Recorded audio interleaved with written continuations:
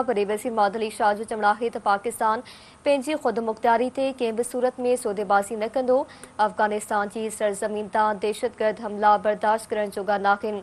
अफ़गानिस्तान जी अगराई ते सख़्त रद्दअमल जो इज़हार कंदे वरी वज़ीर मादली शाह चयो त पाकिस्तान हमेशा अफ़गानिस्तान सां भाईराणा ऐं सुठा लाॻापा बरक़रार रखण जी कोशिश कई आहे।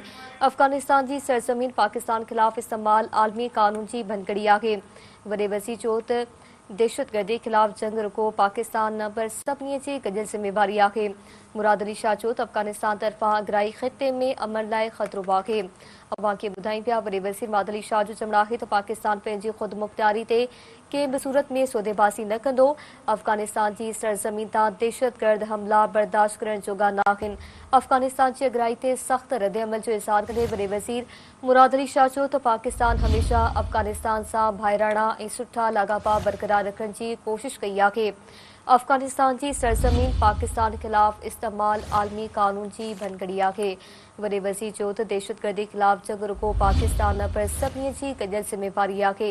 मुराद अली शाह जो चवण आहे त अफ़गानिस्तान तरफ़ां अगराई ख़िते में अमन लाइ ख़तरो आहे। वॾे वज़ीर माद अली शाह जो चवण आहे त पाकिस्तान पंहिंजी ख़ुदमुख्तियारी ते कंहिं बि सूरत में सौदेबाज़ी न कंदो। अफ़गानिस्तान जी सरज़मीन तां दहशतगर्द हमला बर्दाश्त करण जोगा नाहिनि। अफ़गानिस्तान जी अगराई ते सख़्त रद्दअमल जो इज़हार कंदे वॾे वज़ीर माद अली शाह चयो त पाकिस्तान हमेशा अफ़गानिस्तान सां भाईराणा ऐं सुठा लाॻापा बरक़रार रखण जी कोशिश कई आहे। अफ़गानिस्तान जी सरज़मीन पाकिस्तान ख़िलाफ़ इस्तेमाल आलमी कानून जी भनकड़ी आहे। वॾे वज़ीर चयो त दहशतगर्दी ख़िलाफ़ जंग रुको पाकिस्तान पर सभिनी जी गॾियल ज़िम्मेवारी आहे। मुराद अली शाह चयो त अफ़गानिस्तान जी तरफ़ां अगराई ख़िते में अमन लाइ ख़तरो आहे।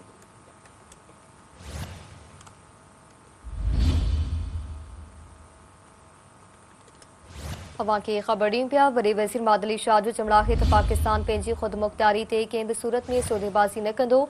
अफ़गानिस्तान जी सरज़मीन तां दहशतगर्द हमला बर्दाश्त करण जोगा नाहिनि।